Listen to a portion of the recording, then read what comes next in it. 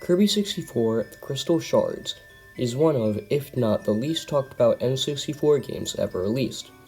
This is mainly due to the fact that it was released in the early 2000s, which was very late in the N64's lifespan.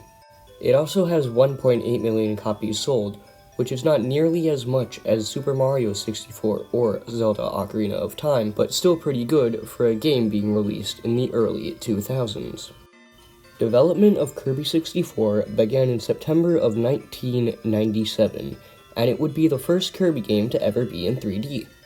Originally, it was going to be released on the N64 disk drive, but that would later be switched to the original cartridge, due to the disk drive failing.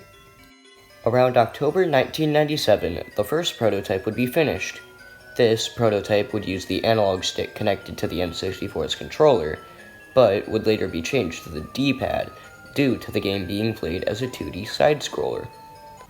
Over the next few years, the game would be tested and developed and finally released on March 24th, 2000. Once released, the game would end up having mediocre reviews, saying it was lacking the difficulty and longevity of other games.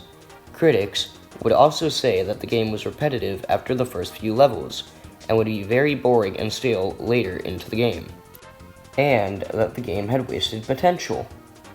The aspect of finding all the crystal shards added a little bit of difficulty to the game, but it was not enough for it to stand out from all the other games released during this time.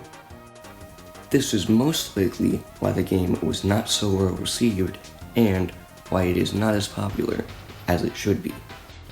Thank you all so much for watching, and I hope you consider subscribing to see what I will do next. Thank you.